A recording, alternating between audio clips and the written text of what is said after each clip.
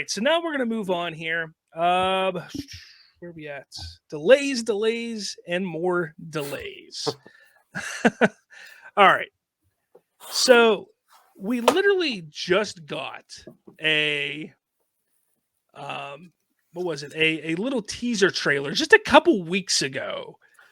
It's been playing since quite literally the end of February in terms of just everywhere. I've seen it on TV during the Super Bowl. I've seen it before the Batman. So it was right before the Super Bowl, so beginning of February. And this came out and was like 2022 needs heroes, and it's the big four movies from DC, which was the Batman, Black Adam, Aquaman, and the Flash. They're like, hey, these are coming out this year. Get excited.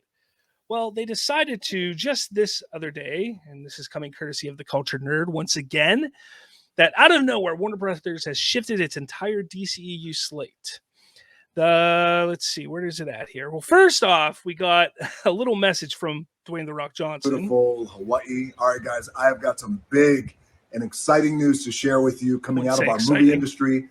As you guys know, this year we have two huge and epic $7 productions and DC movies coming out. The first is Super Pets. The second one is the one and only Black Adam. So here's the big and exciting news. We are moving and grooving, and we are changing release dates. I'm planting two flags right here, right now. I wanted you guys to hear it directly from me first. The first flag is we are moving Super Pets to July 29th of this year. I know what you're thinking. Rock, that's the Black Adam date. It was. The second flag I'm planting, Black Adam will now move to October 21st, right before Halloween, playing through Thanksgiving and playing through the Christmas holidays. Cannot wait for you to see these movies. Super Pets, July 29th, October 21st, The Man in Black, Black Adam. The hierarchy of power in the DC universe is about to change. I love you guys. Enjoy the movies. So I wouldn't say it's exciting. I wouldn't. Poor choice of words there. It's rather disappointing. Now, I know, first off, The Rock is the only one that's going to ever be allowed to do this. He's only going to be the only one they're going to say, go ahead and you can announce the delays in your films. But here's the thing. He did it, I think, and he was trying to pump everybody up. Like, look, this is a good thing. I commend him for that. But first off, nobody cares about DC Super Pets, so let's just not talk about that at all. Now, Black Adam moving, this movie has been in development since 2007, I believe. It was before even Iron Man got started. So this movie's been in development forever. I don't believe it's ever going to be real until it actually releases. So that's where I stand with that. Oh, shut up, Zoe. But no, sorry, dog's barking. Lay down. Hold on, let me let my dog out of the room. Give me 1 second here. You can talk about this. Sure. Yeah, so it's I guess The Rock, being The Rock himself, is always going to be positive about these sort of things. But, you know, just given that the merger just happened not too long ago, it's certainly interesting to see this movie get pushed back and then see what was pushed forward. And you can definitely see that while I'm not tuned, this would be speculation on my end, there might be a direct connection between Black Adam and the second Shazam movie that might not have existed if it was given Black Adam its original release date and then Shazam 2 its original release date.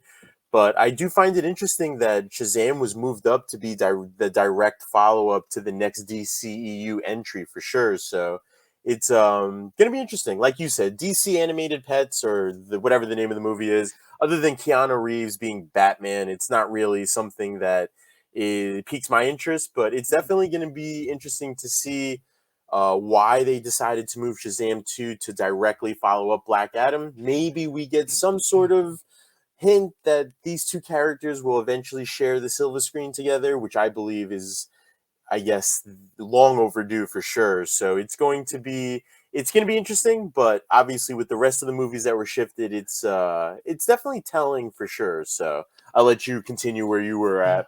Oh, I don't even remember where it was at, but I honestly, I don't know what business sense this makes. I know that there's a lot of talk that the VFX, they wanted more time for VFX on everything. And I get that. Now, I've been hearing different reports over the last week that The Flash could have finished on time, but it would have been a race to the finish line. It's kind of what happened with Spider-Man. They were racing to the finish line and they got it good enough and then they were still updating it while it was in theaters. Yeah. So that's what I've heard for The Flash. When it comes to Shazam! Fury of Gods, that has been done, completed, and on the shelf for a number of months at this point. It's been done. It's sitting there waiting to come out. Black Adam as well. That's been sitting there for quite a while as well. But interesting to hear that they're now talking about going back for reshoots. I've heard rumors that they're going to do some additional photography for Black Adam. Is that something that was why they pushed Black Adam back? Because I don't see the reason for pushing Black Adam back at this point. Like, it's still going to come out in July. Because this is all about making money this year. So they would make probably more money if they were released it in July as opposed to October, because then you're coming up against a bunch of other films that are coming out in October and November and December, such as Avatar 2. Yeah, leaving Shazam to face Avatar 2 is most certainly one of the curious decisions I've seen in the slate moving around as it was. Yeah. I wouldn't say it's a terrible idea. I think they're two vastly different enough. They're different enough that when you take a look at Avatar, like, I'm not going to go see Avatar. I'm not going to see it. I thought the first one was horrible. I don't care for a second one. And I honestly don't think it's going to be as big as so many people are saying. I don't think there's that want for an Avatar movie. Right. Will it make money? Yeah. Will it make $1 billion? Probably. Maybe, but I don't think it's going to do that $2 billion or $1.5 billion that they're thinking. I think there's going to be a drop off from the first one. And I think that's where Shazam can fit in there. I mean, it is coming out, I think, 6 days, 7 days, 5 days, something like that prior to Avatar 2. Okay. So it has that almost an entire week to move forward and make its money. But that's a more family friendly, experience. Like, that's where you're going to take your kids on Christmas Day. You're not going to take your kids to go see Avatar. Avatar you're not going to you're not going to, and I think Shazam will do well. Shazam is not going to be $1 billion movie either. It's not. It could be a $600 million movie, $700 million movie, but when you start going higher than that, that is unrealistic. So I'm looking at the $500 million range for Shazam, and I think it could absolutely do that, even going up against Avatar. So I'm not too worried about that. I'm excited to see it. I can't wait to see it. I love the first one. It's one of my favorite DC movies. So I can't wait to see that. But Aquaman, I was shocked that they hadn't moved it until now. I was for certain that they were going to move that thing a while ago. And then they did their little Heroes trailer, and I said, well, they're sticking to it. Yep. They're going forward. And they went and moved it, which is fine. But the interesting aspect of this all is, if the Flash movie is going to reestablish and create this new timeline or continuity, these movies were due to come out after that. So is that continuity not changing, or is it going to not be as significant as we thought? Honestly, I don't believe in coincidences. So obviously this news broke, and then 2 days later, the merger was officially announced by the stakeholders and the shareholders. So I'm maybe reading a little too much into it, more on the Snyderverse conversation that we had before, but it's hard to believe that. So as you said, The Flash, I believe that all these movies, since they were originally slated to release this year, probably would have been done on time. Maybe not Aquaman 2. I know that that's a heavy VFX sort of movie, but I'm just curious with the timing of this, with the timing of the teaser trailer that we got for the 2022 releases, and for it all to just do a complete 180 and just the whole slate is changed, and now The Flash is kind of slated as the last movie to come out. It's going to be interesting to see if any story changes. I've heard a couple of rumblings that some minor tweaks might be made to these movies to kind of retrofit, to have an open to interpretation in terms of what's it to follow up to, in terms of the event movie that we saw versus Justice League versus Zack Snyder's Justice League. I've heard a couple of different things about that, being that some minor details in these movies might be tweaked so that in the future, maybe something can be retrofitted to fit the overall narrative of I guess, the Snyderverse, as we call it. But it's going to be interesting. I know that you're of the mindset that The Flash is basically going to do what it was set out to do, regardless of what happens in terms of the Snyderverse being released. But I do hold a little hope out that maybe things will be tweaked enough to the point where, hey, we are introducing new characters, new iterations of characters, but these people still exist. These people are still in our universe, and they will be followed up on at some point. There are too many big name talents tied to this universe that are not currently having an active role in this universe. And I'm talking about Henry Cavill, Ben Affleck, even Gal Gadot to a certain extent. You know, I felt like there was definitely room in this universe to have her cameo here and there in present day. So well, don't worry. There's a rumor that her ass cameos in Shazam, so get ready for that. Yeah, that's no, and it's just I feel like the talent levels that we have and what Zaslav has been saying in terms of repairing relationships with top tier talents and the timing of the teaser trailer versus the announcements of the delays, then the announcement of the shareholders approving the merger. It's all a bit quite convenient in terms of the proximity that these news outlets are starting to come with. So I don't know. Maybe I'm reading too much into it, but I've always been taught not to believe in coincidences. So we'll see what's going on. Yeah, I mean, I get what you're saying. It's hard for me to believe because legally, Zaslav Discovery cannot do a single thing in influencing the way Warner Brothers handles anything right now. They can't until the sale is final, the merger is complete. They cannot have a say at all legally. Now, that doesn't mean that there could not be backhanded deals and conversations and stuff like that. Not saying that doesn't take place because it very well could take place, but I'm not saying that is happening, but I'm also saying it's not happening. Yep. But here's the thing. I really believe that when you talk about like Henry Cavill and Ben Affleck and such, Ben Affleck, he's at this point in time, he's done. He's done his stuff. If anything pops up, if he wants to do it, he'll do it at some point. I'm not worried about him. But when we talk about someone like Henry Cavill, we know that he's been fighting and pushing for quite some time to get moving, coming back as Superman. We know that there's a chance that he's going to make a cameo in either one or both of Black Adam and Shazam 2. So that is to be expected. Could that be a reason why they kind of connected or brought those two movies closer together because there's going to be connective tissue there? Maybe. Or maybe it's just really we're all overthinking it. And maybe it is just that they wanted to give the VFX teams more time to work on these films. I don't know. I'd like to say that it's the merger. I'd like to say that it's because they're restoring the Snyderverse, but my gut is telling me that their plans are not changing for the main DCEU continuity. It's not. I mean, they've got Batgirl already filming with Michael Keaton's Batman being involved with that. Now, what's going to happen with that? Because that was due to come out at the end of this year. Are they going to push that till the middle of next year after The Flash? What does that mean? So there's still a lot of questions up in the air because we know that there are going to be changes to the DC universe from The Flash.